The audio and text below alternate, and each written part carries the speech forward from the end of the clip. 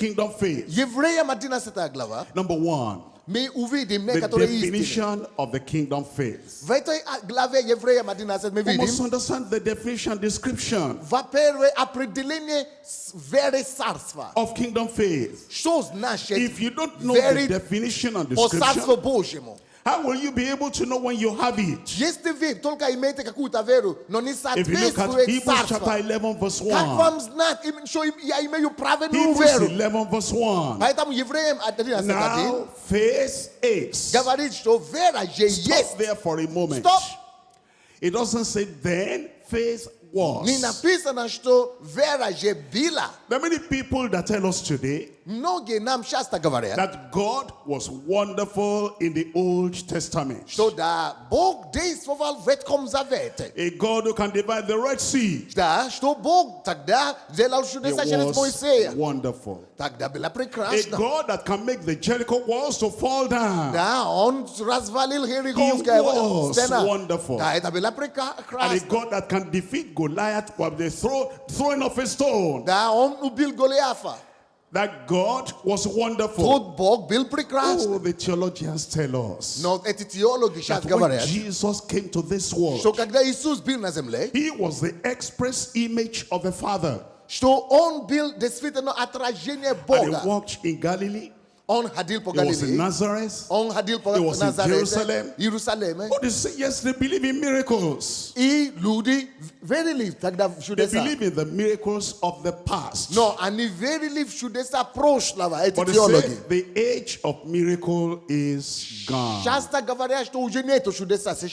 means they should read this verse. As then faith was. But you know what the Bible says? Now, today, at this time, in Ukraine, on the 31st of March, now at this time, faith is. That means it's not something of the past. Don't relegate your God to the past. God says, I have not changed. What he did at that time, is still able to do today. Pastor Sunday was talking about 1985. Now, Pastor Sunday gavaril atom kak onslish evangelist was we were at the stadium. And the place was packed full. There was a boy that came there with no leg. He had one leg good. The other leg was only flesh, no bone.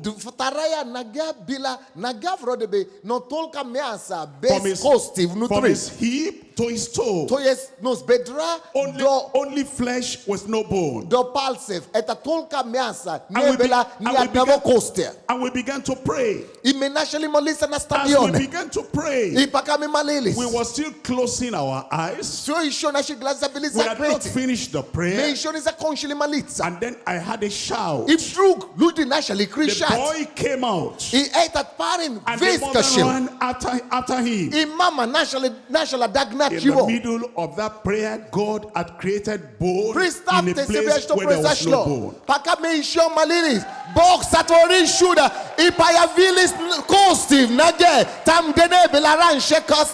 And I say now faith is.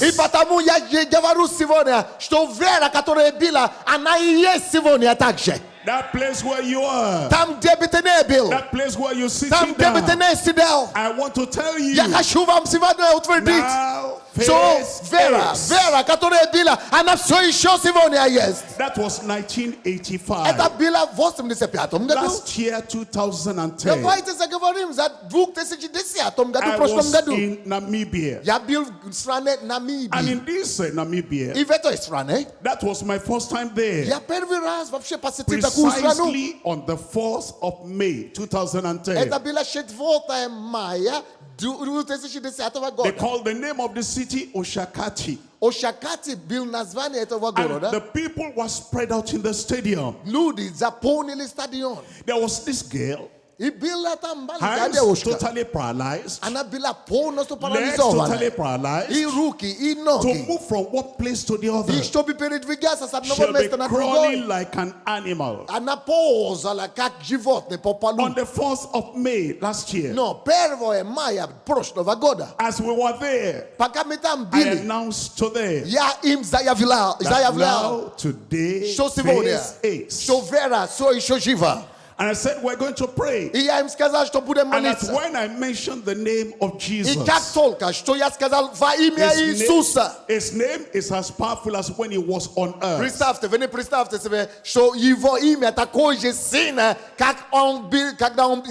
I said, let us pray.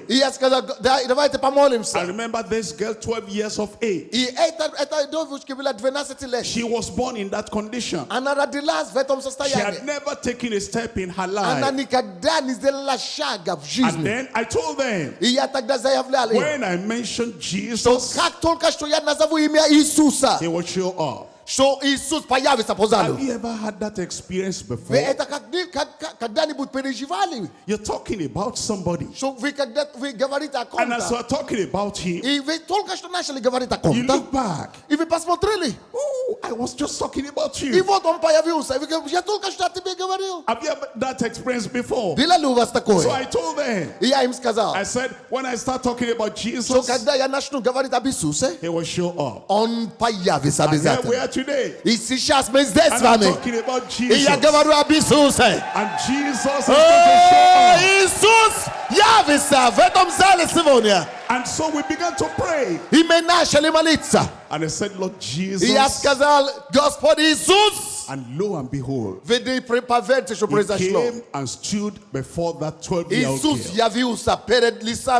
And the girl saw Jesus. And Jesus pointed at her and said, get up. Stand. Immediately. Hands okay. Legs okay. And the girl began to run. That's Jesus we're talking about. And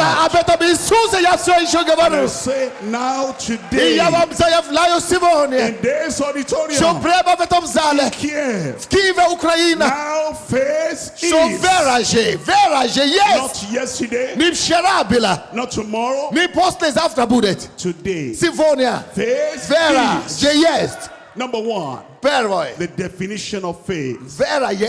Faith is the substance of things hoped for. And it is the evidence of things not seen.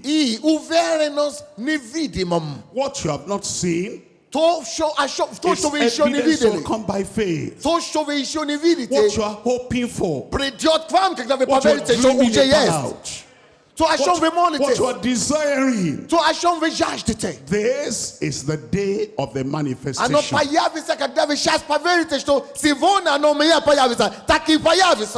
Number two, the distinction of faith. There is the definition. Number two, there is the distinction. When we talk about distinction, I'm talking about the differentiation.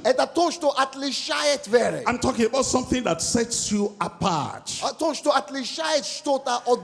That you are not like every other Dick and Harry. Many years ago, God decided he was going to do something general. But you know, faith makes you to come apart. God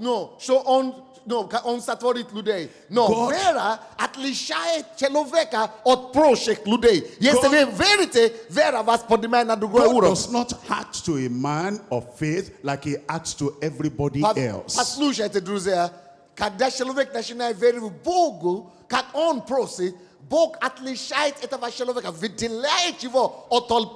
God said in his word that death was going to pass to all men. Everybody coming into this world, they will end up in the grave. But there is a man. His name is Enoch. He was set apart. Although everybody was supposed to die, by faith, Enoch did not see death. Faith distinguished him. In this same chapter 11, God said, I'm going to bring a flood. Everybody will perish except a man of faith. By faith, Noah was warned of the flood to come. Although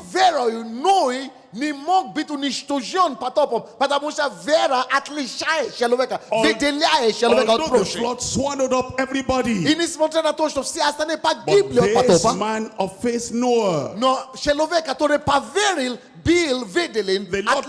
the Lord made a distinction, a differentiation.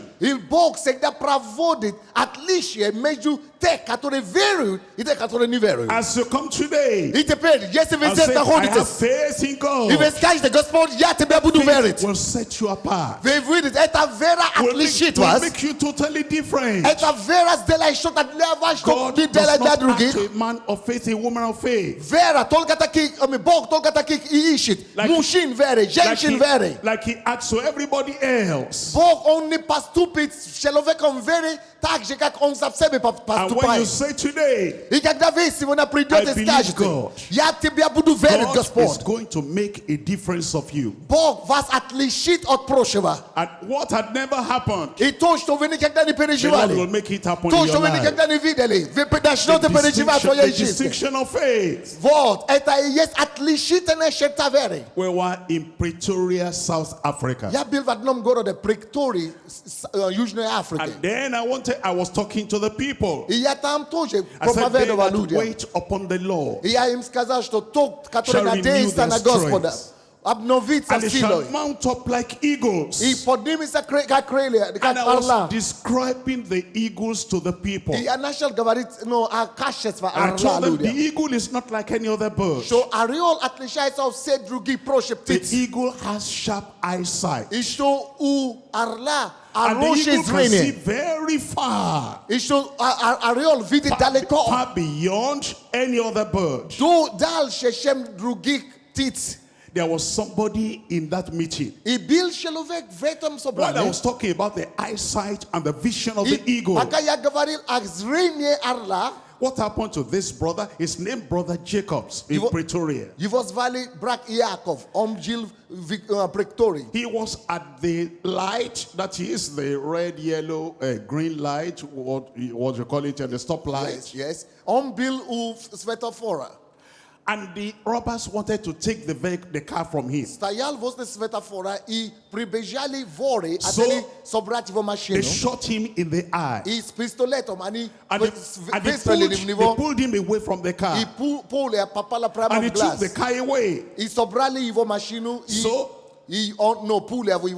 they took him to the hospital. They removed that bad eye. And the doctors give him plastic eye. And Brother Jacob was in the meeting. And here I was talking about the eagle. And I said, today, God can give you the sharp vision of an eagle. And we began to pray. After the prayer, it was Friday night. They went back home. When Brother Jacob woke up in the morning, the plastic eye could see.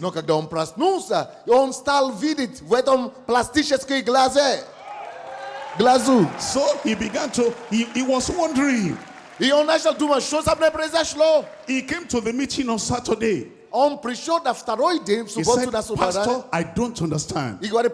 My plastic eye can see. I told him, go back to your doctor. He got to his doctor. They tested him and the plastic eye could see. The doctor wanted to bring out the plastic eye. The doctor could not do it because new nerves have grown with the plastic eye.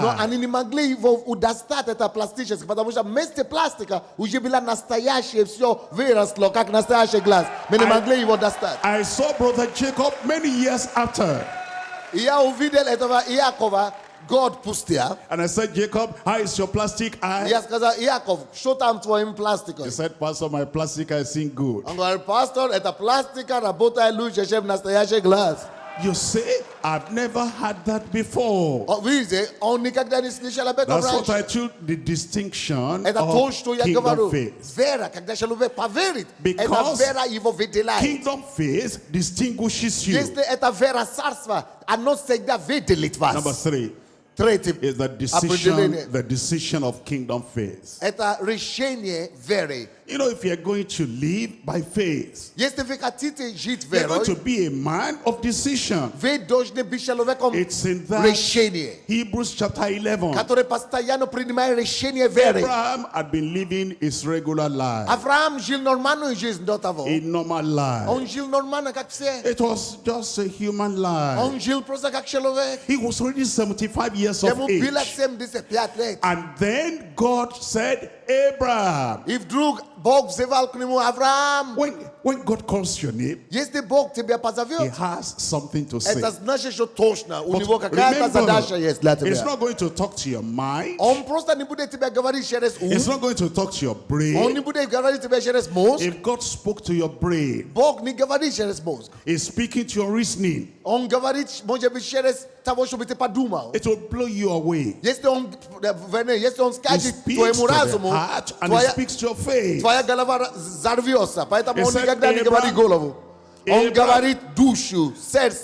And then Abraham said, here am I, Lord. And the Lord said, at the age of 75, I want to start a program, a project with you. I'm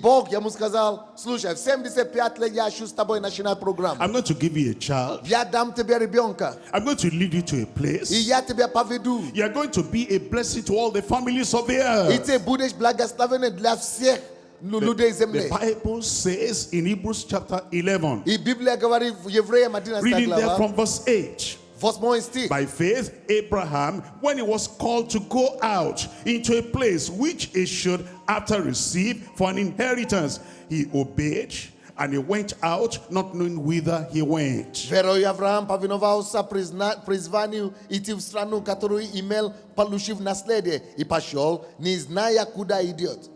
That is because God knows the way. And the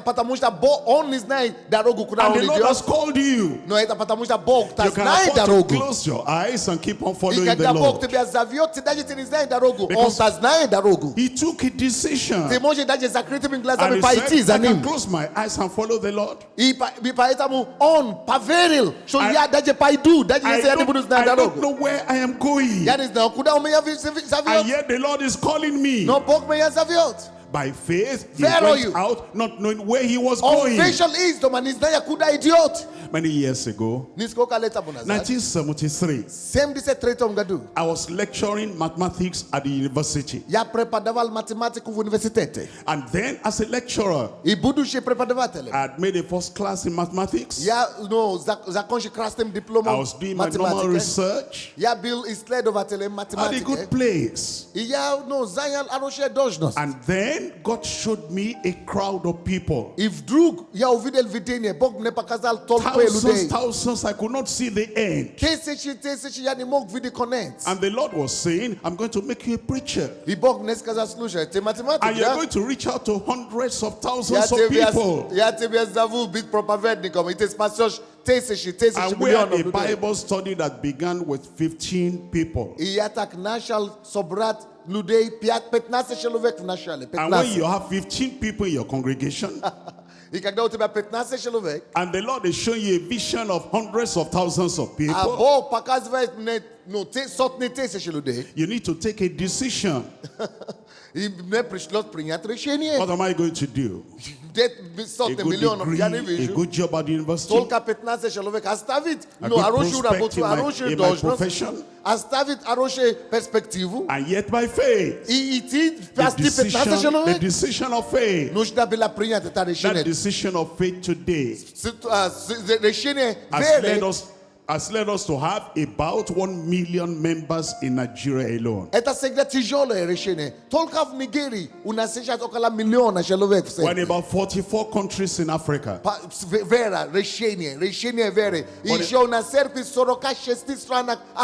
About 20 countries outside Africa.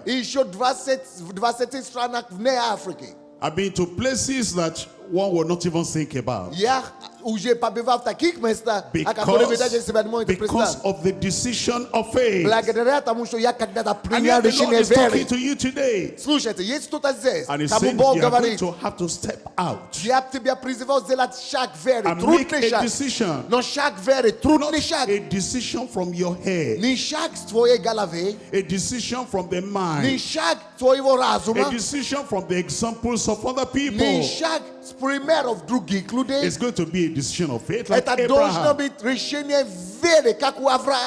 And then I have the destination of kingdom faith.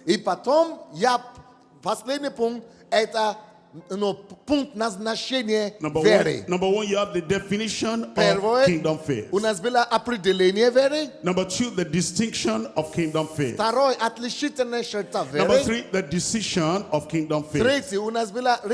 Number four is the destination of kingdom faith. We're told in verse 11. Sorry, that's in verse 10. For he looked for a city which had foundations, whose builder and maker is God. The reason we take the first step is so that we'll keep on walking until the final last step. The first step brings us into the kingdom here on earth. The final step brings us to the kingdom there in heaven. You take the first step, you enter the kingdom here on earth. You take the final step, it leads you to heaven. It is that destination before you. You are looking forward to. So that you have that in mind.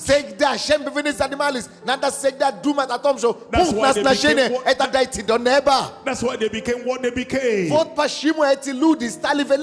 Number five, the demonstration of kingdom faith. You see, faith is not passive. Faith is not impotent. Faith is not something that is, I have faith, but whenever you see it, it's something that comes in demonstration. Verses 11 and 12. That through faith, Sarah had strength to conceive. She was already old. When a woman is already 80 years of age, 89 years of age, and yet what the Lord had promised, the Lord is saying, I am still going to fulfill. That is something wonderful. And so you have the demonstration of faith. Sometimes when I travel around, especially when I go to a place like America, and they ask me some of these things that take place, they say, that's only in Africa that can happen.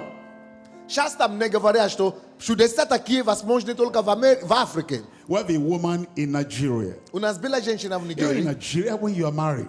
If there is no child, it's like a calamity. All the people around will be looking at you as if, what happened to you? This woman was sick. She was taken to the hospital. And when she was at the hospital, they needed to perform operation. And the operation was to remove her reproductive system. And so they told the husband to come and sign. And the woman had no child at all. But the woman was unconscious. So the husband put his signature down that the doctor should go ahead and perform the operation.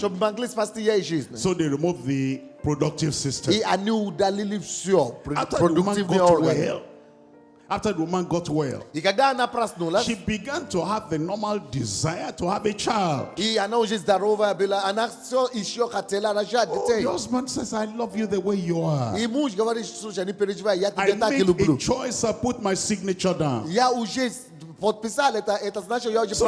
there's no problem. Be with me, I'm with you. But the man came to church. And when in church, I was praying. Then I saw her in the spirit. And by the gift of the word of knowledge, I pointed where she was. I said,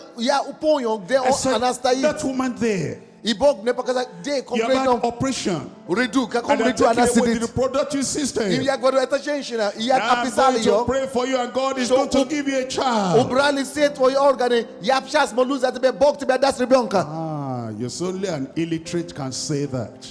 Only an illiterate can say that. Кто-то скажет, что как можно такое сказать, либо ты неграмотный, чтобы так говорить, что после удаления человек будет иметь ребенка. Only those who didn't go to school should say that. Thank you. I went to school. I studied science. I studied mathematics. I did what they call complex variables. I published papers in science. But my God is greater than mathematics. My God is greater than your encyclopedia. So don't worry what they say. God says something more than what your doctor says. So I said, raise up your hand. She raised up her hand, and then I prayed. I said, go buy baby things because the baby is coming. To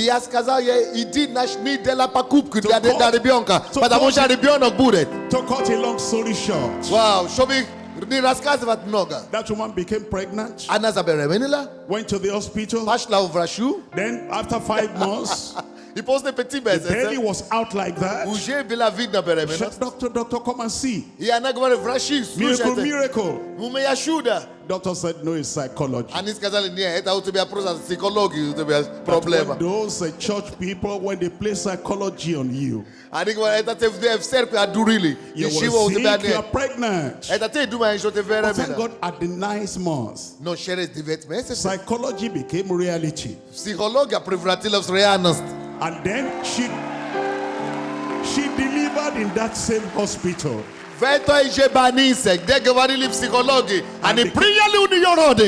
the woman came to church with the baby. And the doctor came with the woman to the church. Oh, glory to God. И этот врач сказал, я пойду с тобой в эту церковь. И сам врач пришел в церковь вместе с этим ребенком. И говорит, все, я теперь верю. There is a God of miracles. Есть Бог чудотворный здесь, в этом зале сегодня.